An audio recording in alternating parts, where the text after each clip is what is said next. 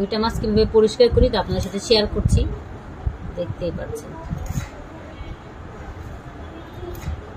রুইটা মাছ কিন্তু ফ্রাই কিন্তু অনেক মজা, এটা বাচ্চারাও পছন্দ করে। বিকালে যদি একটু বাসায় কিছু না থাকে, রুইটা মাছটা থাকে, আপনারা একটু ফ্রাই করে দেখবেন, আপনার হাজবেন্ড বলেন, আপনার পরিবারের ছোট ছোট বাচ্চারা, মানে টোটাল সবাই পছন্দ করে এই খাবারটা, একটু ক্রিস্পি হয়।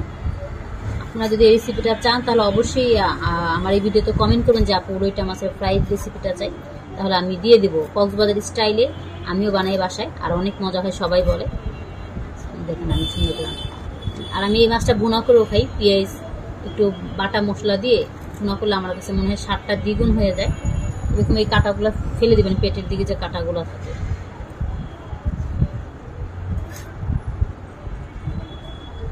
আর মাছটা শুনে একদম ফ্রেশ আনা হয়, আজকে বিকেলবেলা আনা হয়েছে দেখি, এই জন্য মাছটা বরফ দেওয়া আছে।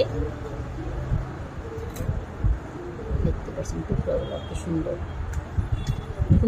যখন ভুনা করবেন তখন একটু বড় বড়ই নেবেন, নাহলে ভেঙে যায়। আর যদি ফ্রাই করেন তাহলে সেই পিসগুলো আপনারা ছোট করে কেটে নেবেন।